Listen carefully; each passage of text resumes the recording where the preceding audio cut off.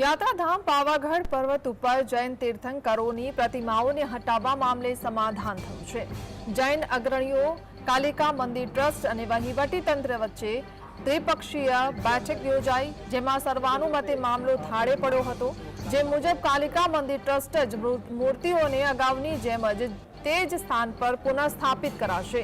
પૌરાણિક જૈન મૂર્તિ હટાવવા મામલે રાજ્યભરમાં જૈન સમાજમાં ઉગ્ર રોષ ફાટી નીકળ્યો છે। પાવાગઢ તીર્થ વિકાસ સમિતિના મતે પાવાગઢ ડુંગર ઉપર મંદિર તરફ જવા માટે જૂના દાદરા છે, તેની બંને બાજુ ગોખલામાં 22માં તીર્થંકર નેમિનાથ ભગવાન સહિત 7 મૂર્તિઓ હજારો વર્ષથી સ્થાપિત છે।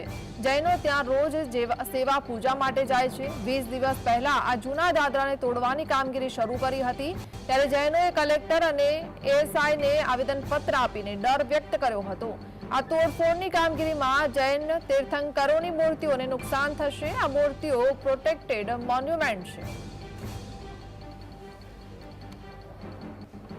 ત્યારે ટ્રસ્ટના બધા સભ્યો સાથે, ડીએસપી સાથે, કલેક્ટર સાહેબ સાથે અને પીઆઈ સાહેબ સાથે અત્યારે ચર્ચા વિચારણા થઈ।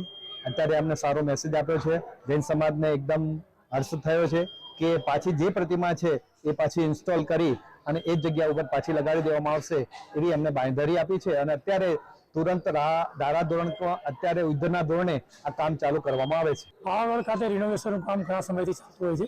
યાત્રિકોની સલામતી અને સુવિધા જોવા માટે સરકાર દ્વારા અને ટ્રસ્ટ દ્વારા ખૂબ મોટા પ્રમાણમાં કામગીરી ચાલુ હોય છે।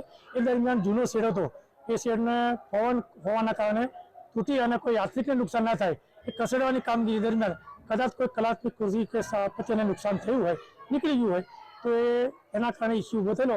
પણ આજરોજ જૈન સમાજના આગેવાનો સાથે ચર્ચા વિચારણા અંતે સુખદ સમાધાન આવેલ છે અને જે કોઈ મૂર્તિઓ હશે એને રિસ્ટોર કરી અને વ્યવસ્થિત એનું